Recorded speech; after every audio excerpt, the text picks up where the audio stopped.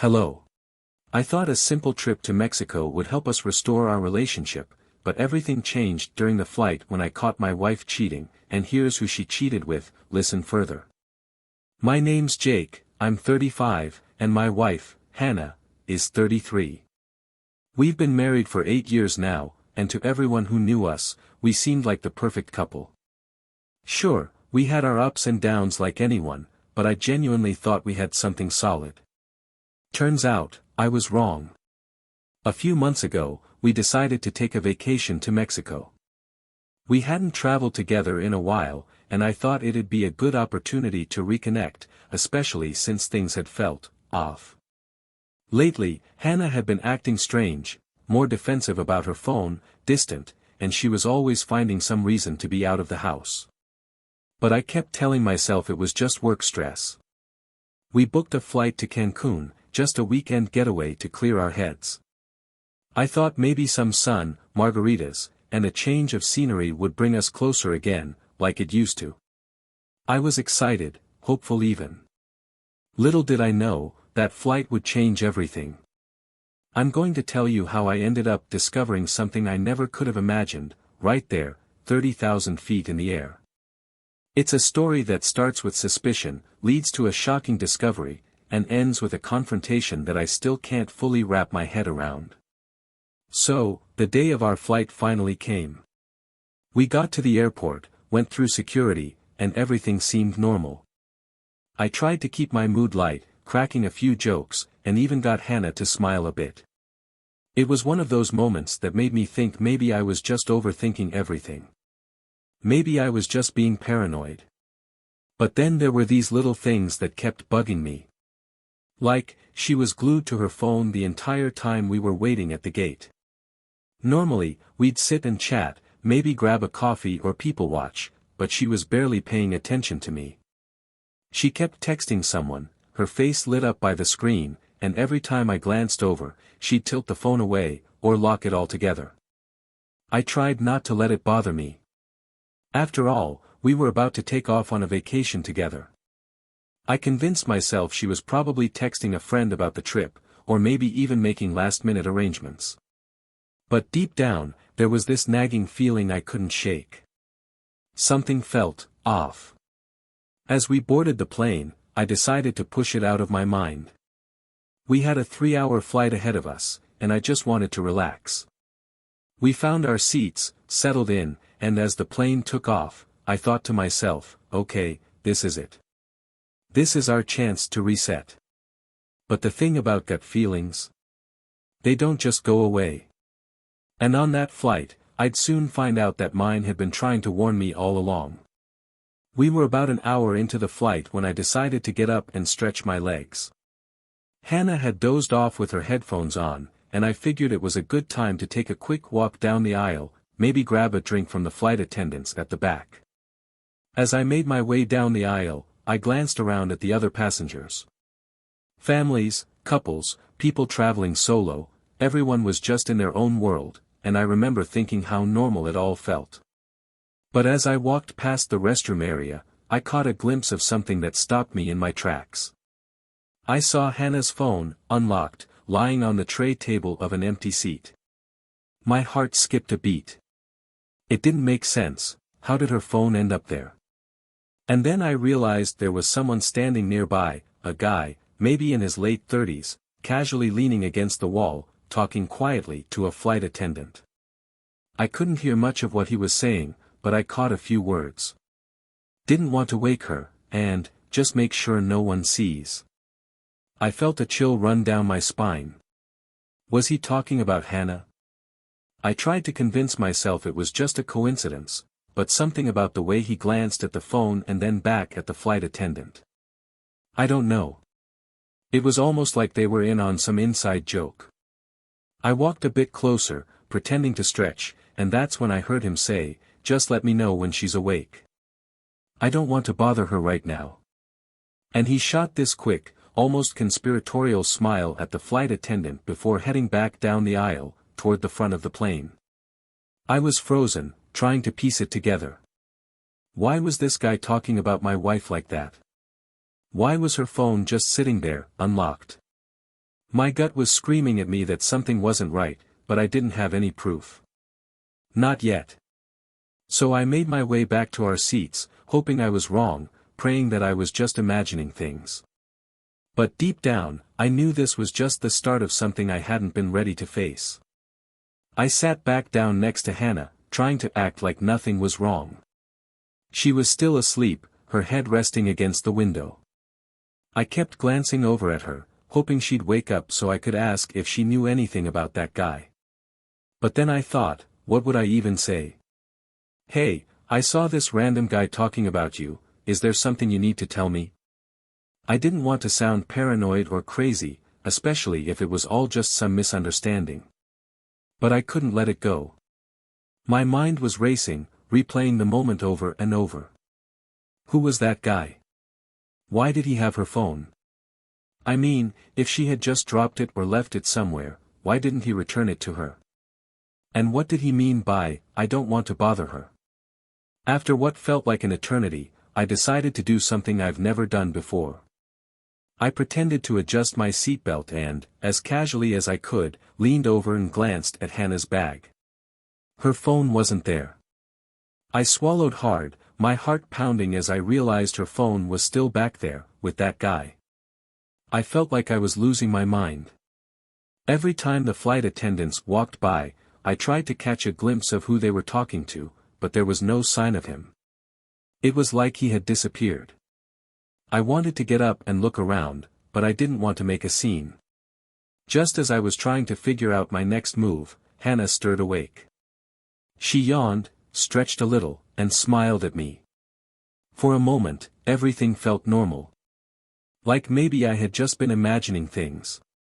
But then she reached into her bag, probably to check her phone, and I saw this brief flicker of confusion cross her face when she didn't find it.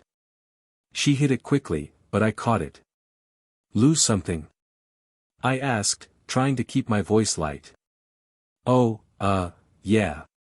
Just my phone, she said, sounding distracted. I must have left it in my jacket or something. She reached down to check under her seat, still looking a bit flustered. I'll find it later, she added, as if she didn't really care. But I knew Hannah.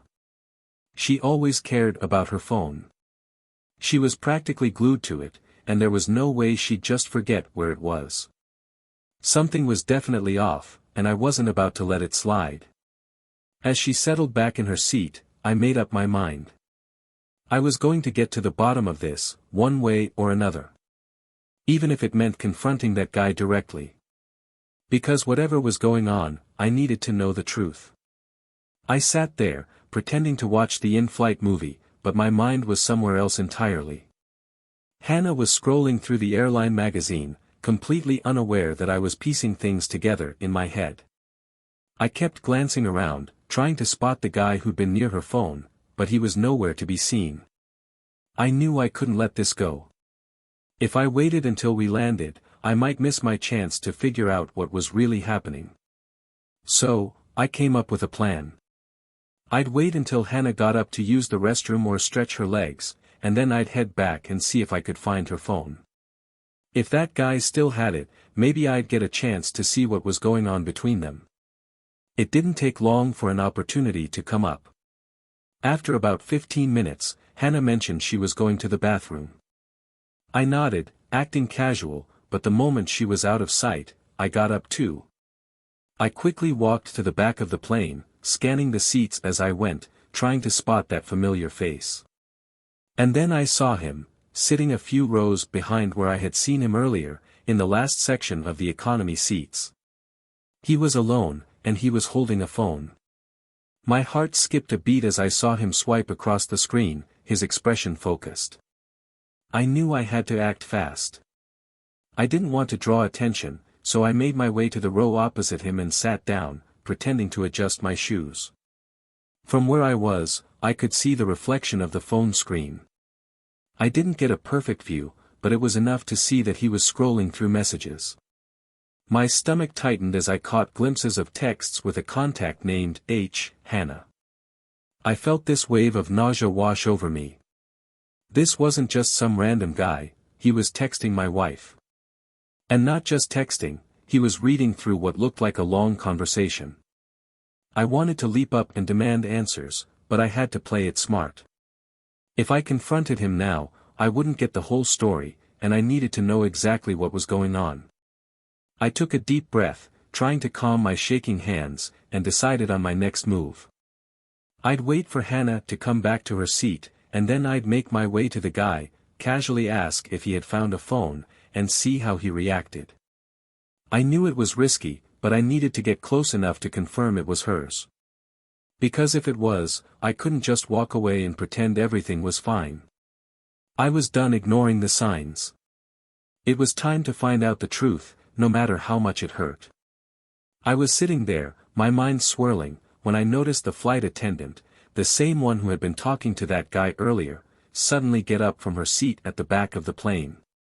She glanced around, almost as if she was checking if anyone was watching, and then she started walking toward the restroom area where Hannah had gone. At first, I tried to brush it off. Maybe she was just doing her usual rounds. But the way she was moving, with this quiet urgency, made me feel like there was something more going on. She wasn't just strolling through the aisle, she had a purpose, like she knew exactly where she needed to be. I felt a chill creep up my spine. My instincts were already on high alert, and now this was making it worse. I glanced back at the guy who had been reading through the messages. He was still in his seat, casually flipping through his phone, but every now and then, he'd glance up and look down the aisle, as if he was waiting for something, or someone. I tried to stay calm, but my mind was running wild with all kinds of scenarios. What if the flight attendant was involved in whatever was happening? What if she was going to Hannah? My heart was pounding so loud, I was sure someone could hear it. I watched as the flight attendant slowed down as she approached the restroom. She hesitated for a moment, then leaned in close to the door, as if she was listening. I could barely breathe. Was she going to knock? Was she about to say something to Hannah? A part of me wanted to jump up, march over there, and demand to know what was going on. But another part of me was scared of what I might find out, scared of making a scene without knowing the full story. I felt trapped, stuck between wanting to uncover the truth and dreading what that truth might be. The flight attendant tapped lightly on the restroom door. It was just a soft knock, almost like a signal. And then, as if everything was moving in slow motion, the door creaked open just a crack. I couldn't see much from where I was, but I caught a glimpse of Hannah's face peeking out. She looked startled, maybe even nervous. The flight attendant whispered something, and though I couldn't make out the words, I could see Hannah nodding slowly before she shut the door again. The whole exchange lasted just a few seconds, but it felt like an eternity. The flight attendant turned and walked back to the rear of the plane, her expression completely calm, as if nothing unusual had just happened. But I knew better. Whatever this was, it wasn't normal. I sank back into my seat, my hands trembling. I didn't know what to do, but I knew I couldn't just sit there and pretend everything was fine. Whatever was happening, I was going to find out. Even if it meant unraveling everything I thought I knew. I sat there, staring at the back of the plane, my mind buzzing. That little exchange between the flight attendant and Hannah felt like a crack in the wall, a glimpse into something hidden just behind it. I wanted to believe it was nothing, maybe Hannah just needed extra napkins or asked for a drink. But deep down, I knew that wasn't it. There was something secretive about the way they interacted, something that didn't make sense. I kept trying to calm myself down. Maybe I was just being paranoid. My gut twisted. Everything started to click in a way that made me feel sick. The way Hannah had been distracted for weeks, the sudden defensiveness about her phone, that guy's casual confidence, the flight attendant's quiet knock, it all felt connected. I didn't have proof yet, but my gut was telling me this wasn't just a coincidence. I decided I couldn't just sit there any longer. I had to know what was going on, even if it meant confronting someone. I unbuckled my seatbelt and stood up, trying to act casual as I made my way back toward the restroom. As I approached, I could feel my heart beating faster, like a drum in my chest. When I got close, I noticed that the door was still slightly ajar. My pulse quickened. I couldn't see Hannah, but I could hear a faint voice coming from inside. It was hers, but it was soft, almost like she was trying to stay quiet. I leaned in closer, and that's when I heard it, a low, murmuring male voice in response. My stomach dropped. There was someone else in there with her. I stepped back, my mind reeling, trying to process what I was hearing. Everything felt surreal, like I was outside my own body, watching this unfold. There was no way this could be happening, right? Not here, not on a plane, not with my wife. I didn't want to believe it. I wanted to turn around, walk back to my seat, and pretend I hadn't heard anything. But I couldn't. I was rooted to the spot, unable to tear myself away from the door, from the voices just on the other side. I felt like if I moved, everything I thought I knew would shatter into 1,000 pieces. Then, just when I thought I couldn't take it anymore, I heard Hannah's voice again, clearer this time. "We can't be in here too long," she said, a little breathless, almost like she was nervous. The man responded, his voice low and smooth. "Don't worry. Just relax." That was it. I couldn't stand there and do nothing anymore. I took a deep breath, clenched my fists, and knocked hard on the door, loud enough to make my presence known. There was a sudden, startled silence. I heard a quick shuffle, like they were trying to move apart. For a moment, everything was still, and then the door slowly opened, just a crack. Hannah peeked out, her eyes widening when she saw me. For a split second, there was this look on her face, shock, fear, and something else I couldn't quite place. I didn't say a word. I just stood there, staring at her, waiting for her to explain. Waiting for her to tell me that what I was thinking wasn't true, that there was some innocent explanation. But she didn't. She just stared back, her mouth slightly open, like she was struggling to find the words. And that's when the door opened a bit wider, and I saw him, the guy from earlier, the one who had been holding her phone. He was standing right there, his expression calm, almost defiant, like he wasn't afraid of what was about to happen.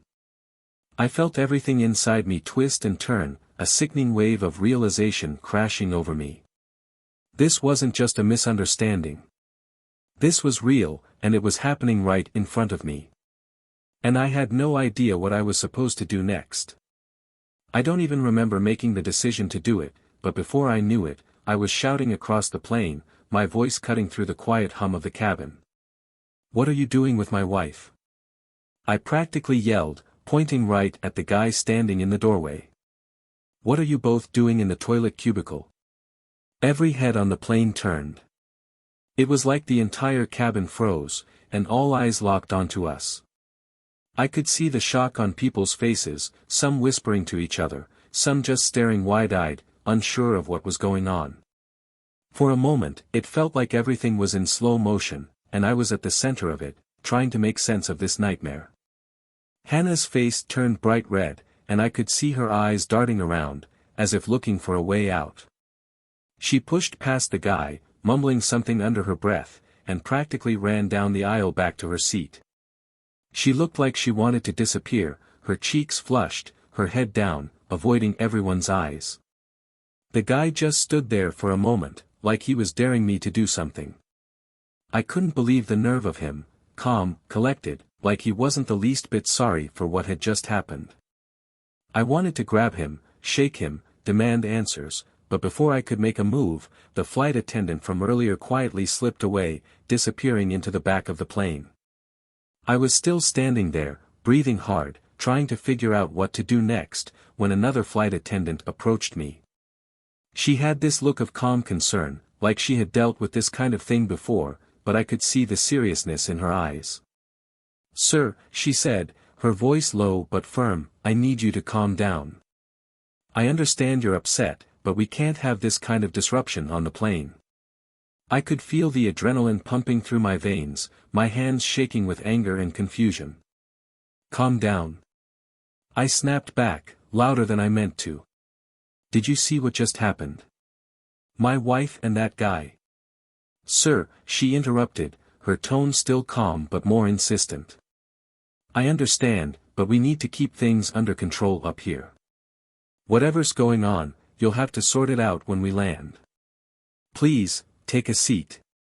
I wanted to argue, to demand answers, but I realized she was right. We were thousands of feet in the air, with no way to resolve this mess.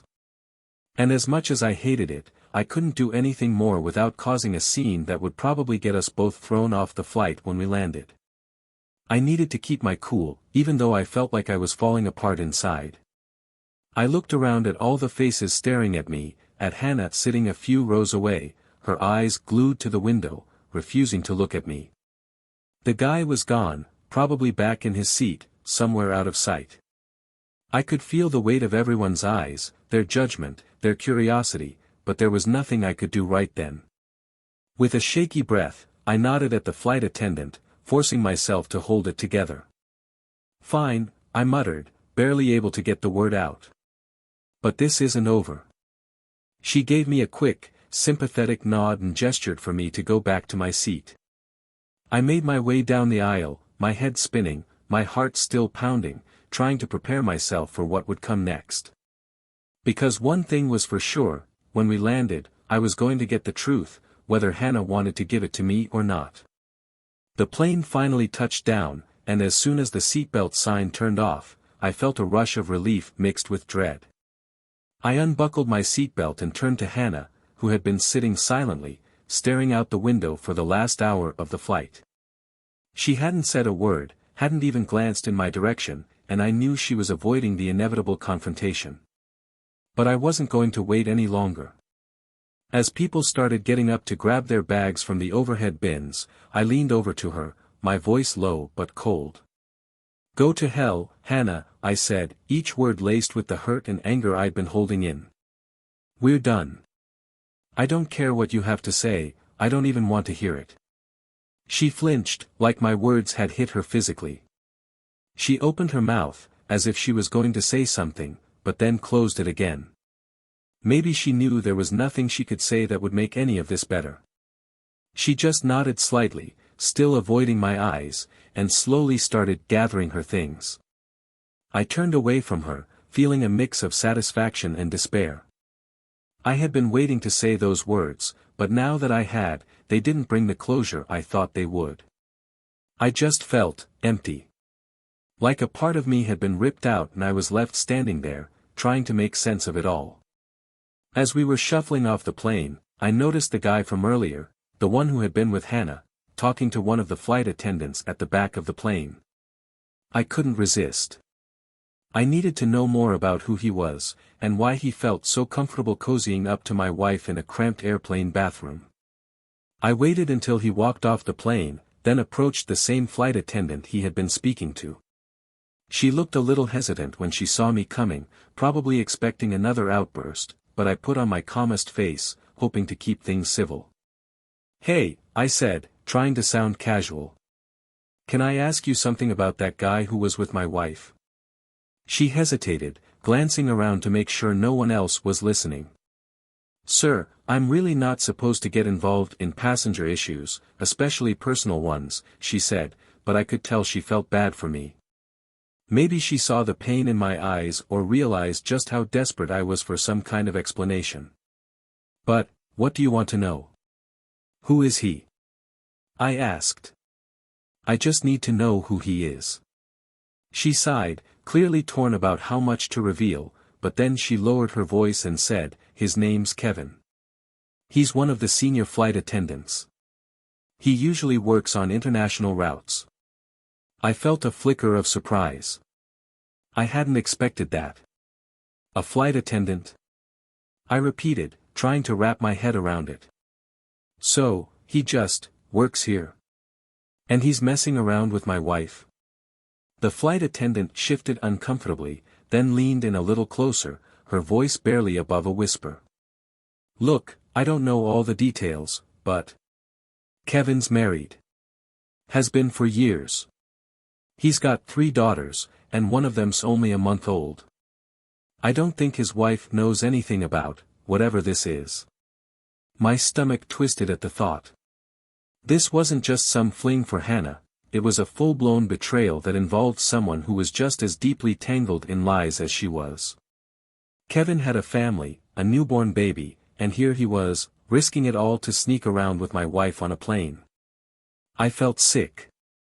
The realization that this wasn't just about me and Hannah, but about another family, innocent people who had no idea what was going on, hit me hard.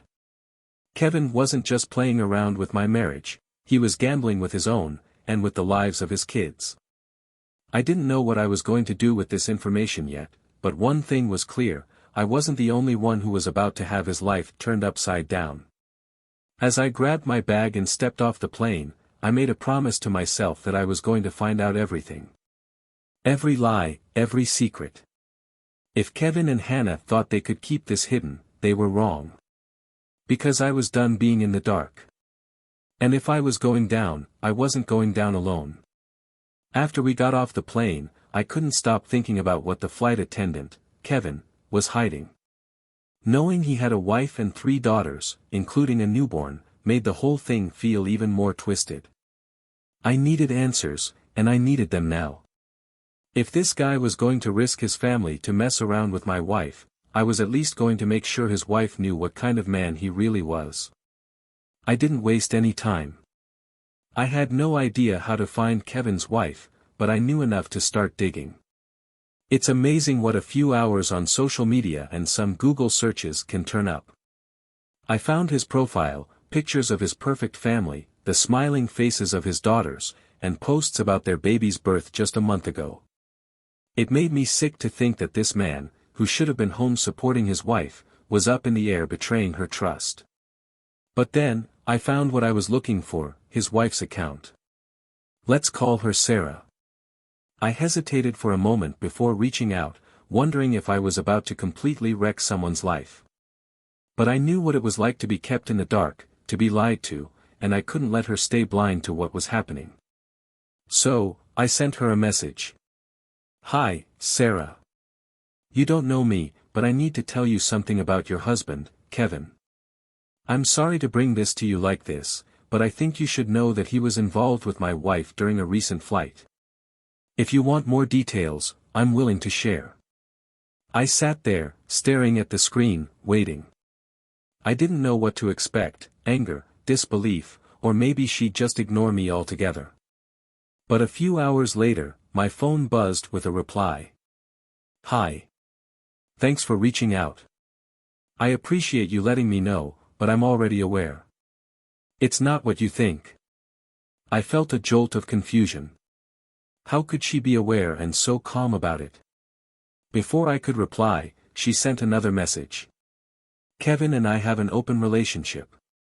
We're very honest with each other, and we both agreed to this arrangement a long time ago. We do what we want, when we want, and with whoever we want, as long as we're transparent about it. He earns and provides for our family, takes care of the kids, and that's enough for me. I just sat there, reading and rereading her message, trying to make sense of it. My mind was spinning, completely blindsided. I thought I was going to expose Kevin, reveal this dark secret that would blow up his life, but, it turned out there was no secret at all. He was playing by a different set of rules, and his wife was fine with it. I felt a wave of frustration and disbelief. How could she just be okay with it? Here I was, feeling like my entire world had been ripped apart, and this woman acted like it was just another Tuesday. I thought about the image of her family, the smiling pictures, the newborn baby, and how everything felt so perfect. But I guess things weren't always what they seemed. I texted back, my hands shaking.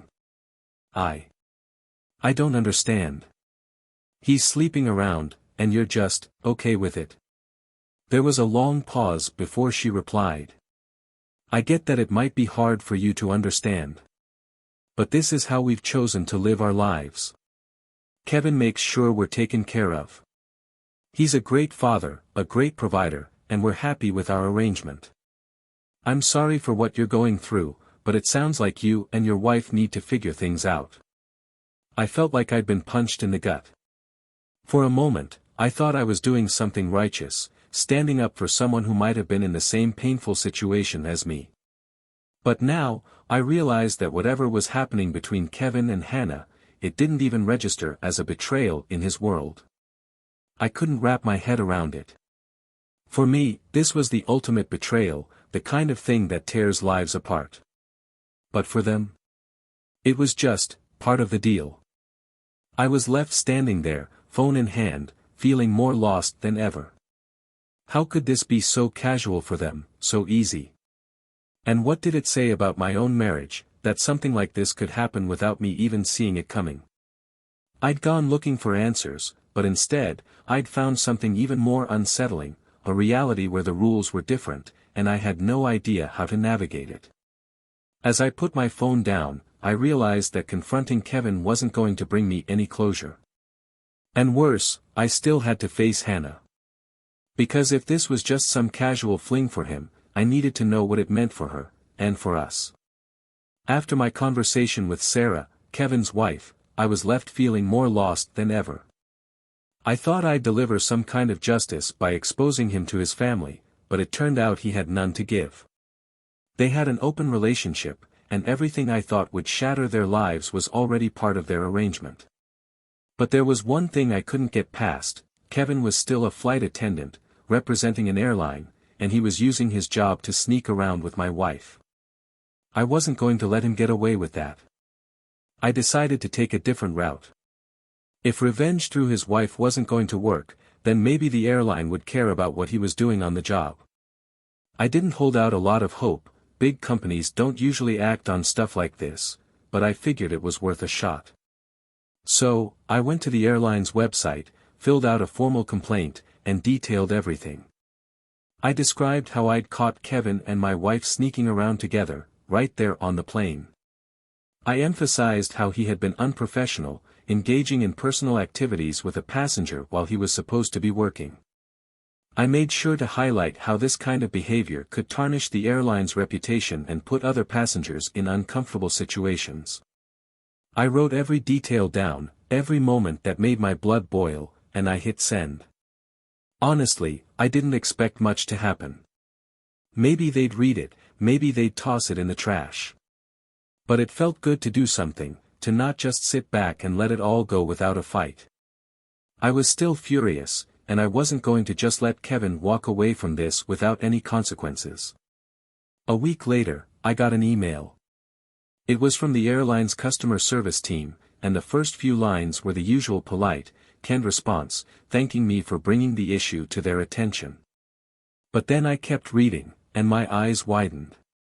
They actually took the complaint seriously. The email said they had conducted an internal investigation based on the information I provided. Apparently, this wasn't the first time someone had raised concerns about Kevin's behavior, but my complaint was the tipping point. The airline had taken action, and Kevin was being demoted.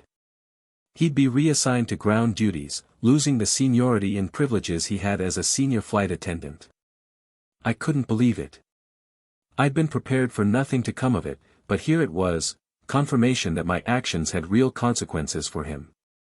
It was a small victory, but it felt like a step in the right direction. Maybe he still had his open relationship, maybe he could still do whatever he wanted in his personal life, but he wouldn't be able to keep doing it under the airline's roof. Not like this.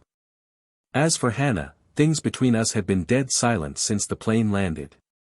She stayed with a friend for a few days, and then we finally sat down to have that conversation.